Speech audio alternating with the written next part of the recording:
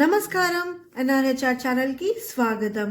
సేవే పరమార్థంగా విలువలతో కూడిన జీవన విధానాన్ని నేర్పిన మా తండ్రి గారు కీర్తిశేషులు నందిరాజు శ్రీహరిరావు గారి 80వ జయంతిని పురస్కరించుకొని, అలాగే కనుమ పండగ సందర్భంగా ఎన్ఎస్ఆర్ చారిటబుల్ సొసైటీ మాగల్లు మరియు వేదాద్రి గోశాలలో పనిచేస్తున్న మహిళా గోసేవలకు 10 మందికి చీరలు పంపిణీ చేయడం జరిగింది అని ట్రస్ట్ చైర్మన్ అయిన నందిరాజు ప్రకాష్ గారు తెలిపారు. ఈ కార్యక్రమంలో ట్రస్ట్ సభ్యులు మరియు గోశాల నిర్వాహకులు పాల్గొన్నారు.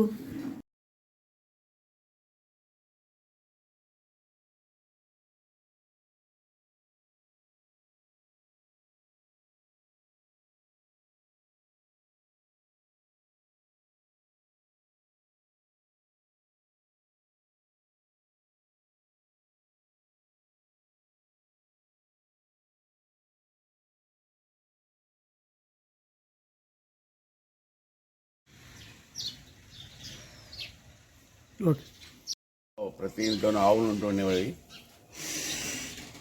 ప్రస్తుతానికి అది పాలపరంగా కేంద్రానికి పోస్తే చాలా తక్కువ రేట్ వస్తుంది, ఫ్యాట్ కంటెంట్ తక్కువ కాబట్టి అని పాల రకంగా పోయిన వ్యవసాయానికి అనుకుంటే ఇప్పుడు వ్యవసాయం అంతా ట్రాక్టర్లతోటి కాబట్టి అటు మొగదొడలతోటి ఆడదలతోటి కూడా పని ఉండట్లేదు.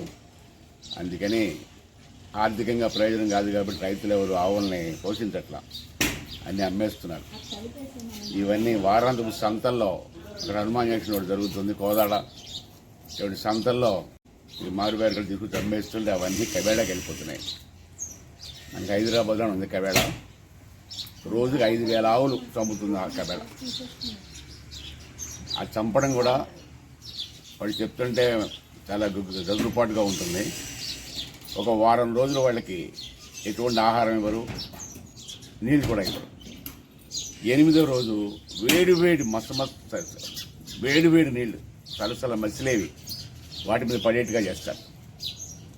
దాంతో వాటి చర్మం ఆటోమేటిక్గా ఊడిపోతుంది.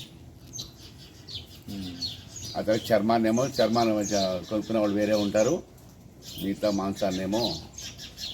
మాంసాన్ని ప్యాకింగ్ చేసి విదేశాలకు ఎక్స్పోర్ట్. అలా రోజుకి 5,000 ఆవులు చచ్చిపోతున్నాయి. ఈ పోలీసులు కొన్ని పట్టుకుంటున్నారు, వెళ్తుంది ఆ పట్టుకుంటూ మాకు ఇస్తున్నారు. ఇంకా ఎక్కువ ఆవులను పోషించాలని కోరిక ఉంది మాకు. భవిష్యత్తులో ఇప్పుడు 600 ఉన్నాయి, త్వరలో 1000 చేయాలని ఉద్దేశం. గోమాత ప్రయోజనం ఉందని భవిష్యత్తులో ఎప్పుడు తెలుస్తుంది, కానీ అప్పుడు ఆవులు ఉండవు. అప్పుడు మా దగ్గర ఉంటాయి, ఎవరికి కావాలంటే ఇస్తాం. అందుకని అది మా సంకల్పం. సంతోషం.